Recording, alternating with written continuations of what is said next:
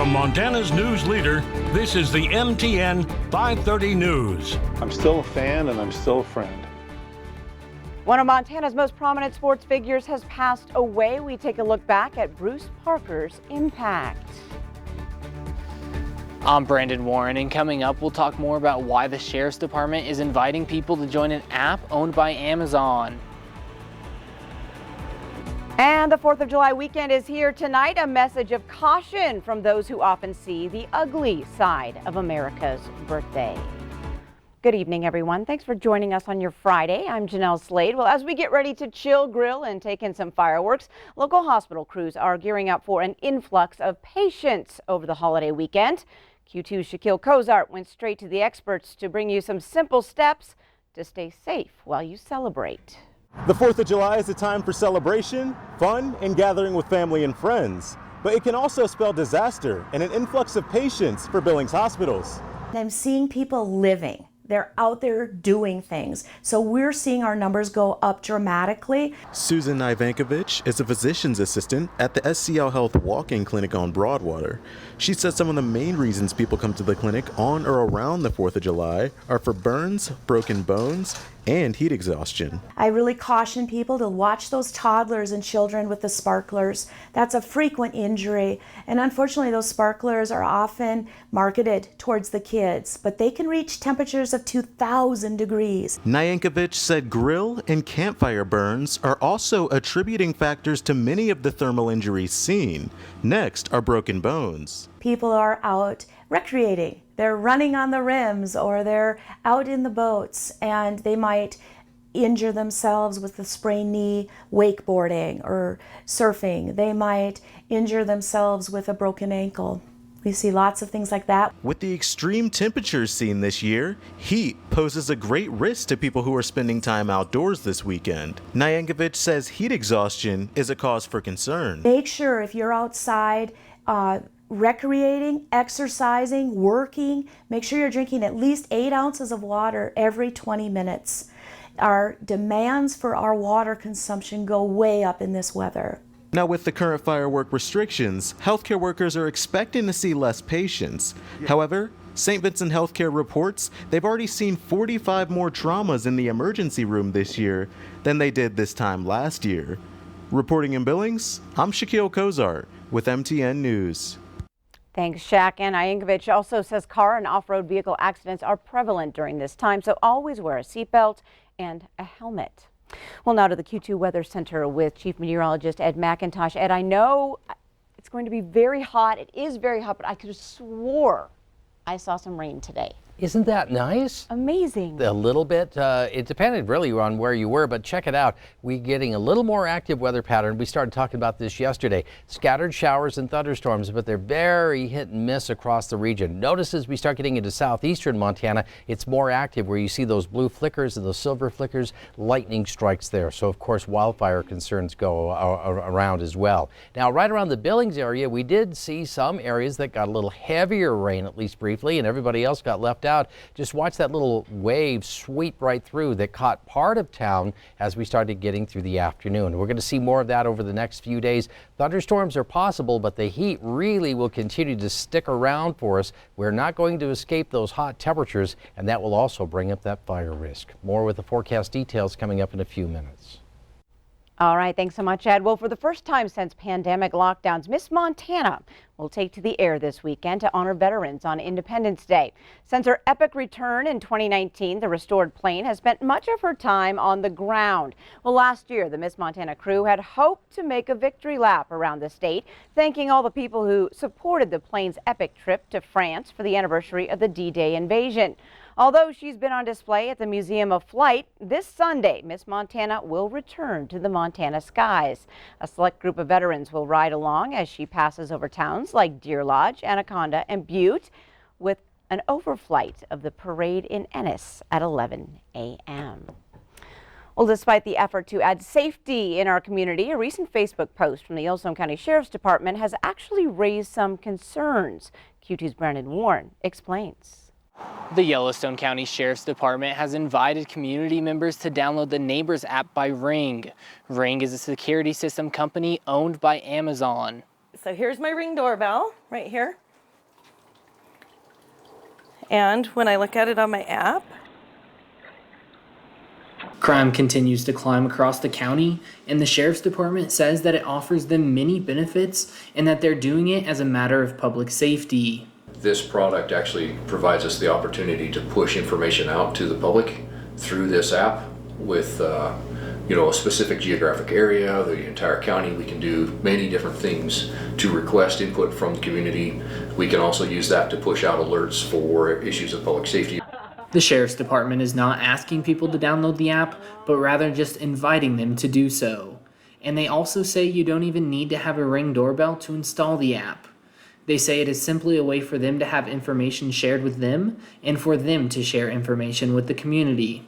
Sometimes it could be the difference in the investigation. People want to help, they want to help.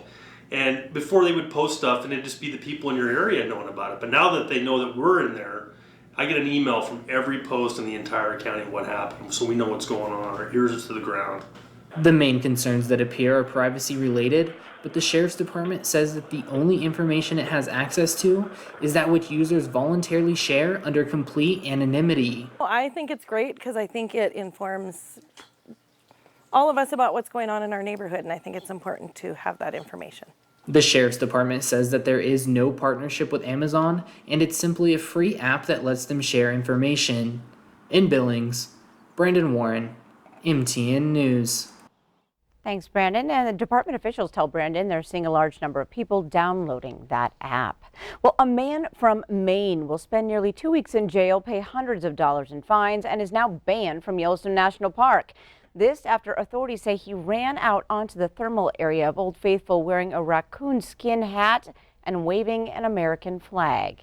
Well, the U.S. Attorney says Aaron Merritt of Madison, Maine, trespassed on the Old Faithful grounds on July of 2020 more than once. Now, park officials say Merritt then did not show up for his court appearance after being arrested. Merritt was sentenced to 15 days imprisonment with credit of 4 days served plus $240 in court fees and fines. Well, this week, several new laws that came out of this year's Montana legislature are officially being implemented. MTN's Jonathan Ambarian brings us a rundown of what's going into effect. While the work of the Montana legislature wrapped up about 2 months ago, many of the new laws they passed this session didn't take effect until this Thursday, July 1st. The most prominent parts of House Bill 701, which sets up rules for recreational marijuana sales, won't be implemented until January, but several major provisions took effect July 1st, including the transfer of the medical marijuana program from DPHHS to the Department of Revenue, the process for local governments to regulate marijuana businesses, and a new method for handling expungement of prior marijuana convictions. Many changes to laws involving schools take effect July 1st, the first day of a new school year. One of the most notable is House Bill 112, which bars transgender women and girls from participating in competitions for female student athletes. Other school-related bills include financial incentives for districts to increase starting teacher pay, changes in the rules for medical exemptions to school vaccination requirements, giving school districts some funding for private and homeschool students taking part in their extracurricular activities, and letting parents remove their children from sex education programs. Some other laws going into effect this week include a 5-year moratorium on property taxes for new broadband cable projects and requiring most suspects in stalking and partner and family member assault cases to wear electronic monitoring when on pretrial release. In Helena, Jonathan Ambarian, MTN News. Thanks, Jonathan. Now, the first was also the first day of the biennium, the 2-year period on which state budgets are based. That means new laws that change how state funding is allocated are often implemented on that day. Well, friends of Hall of Fame Athletic Director Bruce Parker seemed to reach every corner of Montana. Parker's wife, Lisa, confirmed that early this morning her husband passed away after a long battle with diabetes. Q2's Scott Breen reflects on the magnitude of this Montana sports great. Well, you know, it'd be easy to produce a docuseries on Bruce Parker's sports impact all across Montana. Most are thrilled to enter one Hall of Fame. Bruce has been inducted to so many it sort of became a bit bit of a running comedy with him. He'd just let us in the media know, hey guys, I'm being inducted into another Hall of Fame. Well, here he is just a couple years ago, enshrined at Carroll College as a longtime athletic director, presiding over an unprecedented 6 national football championships. One of my great Bruce Parker memories was actually after a national championship loss, a rain-drenched, mud-soaked game down in Rome, Georgia.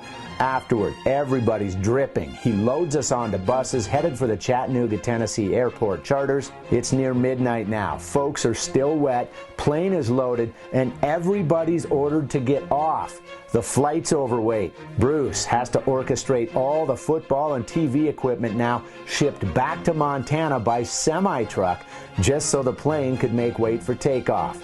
A week and a half later, through December snowstorms, the truck arrived, first in Billings, then Helena. Early days, Bruce graduated from Billings Senior in Eastern Montana College. He worked 22 years in Montana State's athletic department. After the Carroll run, the sun set on his athletic director career at Rocky Mountain College back in his hometown. I'm still a fan and I'm still a friend. After years of battling diabetes, Bruce endured a kidney transplant just a few months ago. Though his health declined, his sports passion continued to redline. You'd hear him doing color commentary for high school and college games.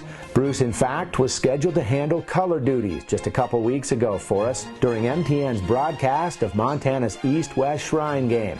But truth is, his eyesight had been fleeing for some time. What was really incredible, he could fake it like a pro, turning his attention to all those he'd befriended in Montana throughout the years. Bruce, what'd you think of that play? Well, offensive line was great, Scott, but wow, when was the last time you had dinner at Lydia's Supper Club in Butte? Marty Morningwig's a great quarterback out of the University of Montana. Dan Carpenter, what a great career he had.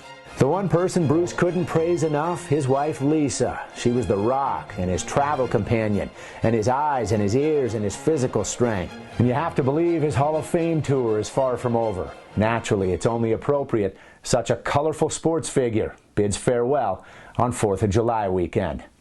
Scott Breen, MTN Sports. All right, thanks so much, Scott. Now, Scott tells us a memorial service is set for Tuesday at 10 a.m. at Herb Clint Field on the campus of Rocky Mountain College. Well, up next on tonight's MTN 530 News on Q2, honoring America, the story behind this iconic flag, soon making a stop in the Magic City. Plus, in this week's Flyover Friday, a look from high above at a patriotic town gearing up for Independence Day. Can you guess where? Keep it here.